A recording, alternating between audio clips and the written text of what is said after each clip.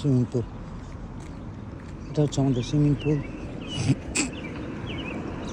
সুন্দর পাখিরাও, জানি না আপনারা শুনতে পাচ্ছেন কিনা, নয়েজিং দেওয়া নাও যেতে পারে। এই ফুলটা আমার কাছে যথেষ্ট ভালো লাগে।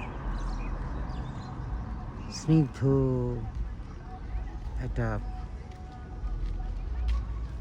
আইসক্রিম আমার বেডরুমের কালার ছিল এটা।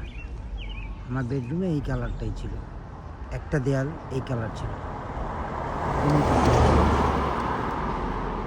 তো আজকে এই ভিডিও করার পরে আমি কী করবো, একটু এডিট করবো। এডিট করার আগে আমি আমার ওয়াইফকে পাঠাবো। এটা আমার প্রথম ভিডিও।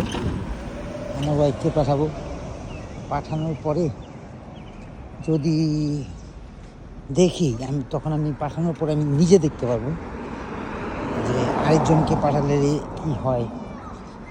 তারপর তারা নিজেরা দেখবে, জানবে, তারপরে আমি এডিট করব।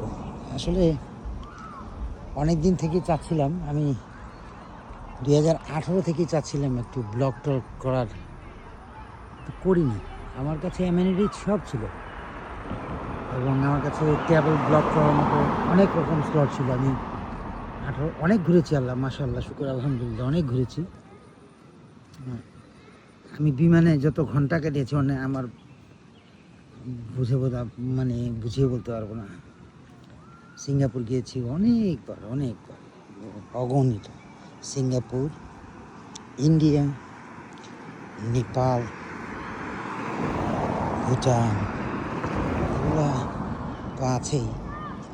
হংকং, চায়না এখন মানুষ যায়। আমরা যখন গিয়েছি 94-এ, তখন 94-95, তখন চায়নাতে কোনো ইংরেজিতে কোনো নিয়ন সাইন ছিল না, কোনো স্ট্রিটের নাম ইংরেজিতে লেখা হতো না। খুব কষ্ট হতো তখন। মুসলিম হোটেল খুঁজতে দুপুরের খাওয়া আমরা রাতে খেতাম। What ever it is. এখন তো অনেক সহজ হয়ে গেছে সব। তো আমি ক্লিপটা নিয়ে রাখছি। এখন 6 মিনিট হয়েছে, ক্লিপটা নিয়ে রাখতেছি। এই যে জমিটা প্রায় 60 একরের মতো একটা জমি। এটা ইচ্ছা করলে শপিং কমপ্লেক্স করা যাবে, ইচ্ছা করলে রেসিডেন্সিয়াল করা যাবে। 60 না 75 একরের একটা প্লট, রিজনেবল প্রাইস।